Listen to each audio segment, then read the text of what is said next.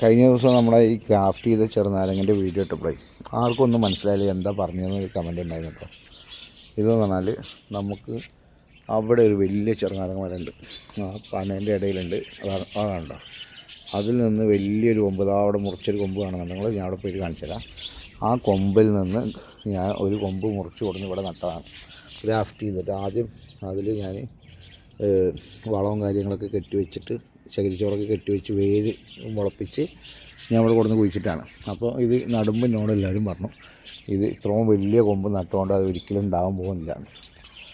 അപ്പോൾ അതിൻ്റെ റിസൾട്ടാണ് ഈ കണ്ടുകൊണ്ടിരിക്കുന്നത്. നിങ്ങൾ എത്ര വലിയ കൊമ്പ് നമ്മൾ ഗ്രാഫ്റ്റ് ചെയ്താലും അത് മുളക്കും. കുറേ ആളുകൾക്ക് കമൻറ്റ് ഉണ്ടായിരുന്നു ഇപ്പോൾ വണ്ണം കൂടിയ കൊമ്പായതൊട്ട് അത് ഉണ്ടാകാൻ വഴിയില്ല. ഞാനതിൽ ബാക്കി കാണിച്ചു തരാം. കണ്ടോ, ഇതാണ് നമ്മൾ മുറിച്ച കൊമ്പ്, വലിയ കൊമ്പ്. ഇത്രയും വണ്ണമുള്ള ഒരു കൊമ്പെന്നാണ് നമ്മൾ കട്ട് ചെയ്തിട്ട് അവിടെ നട്ട്.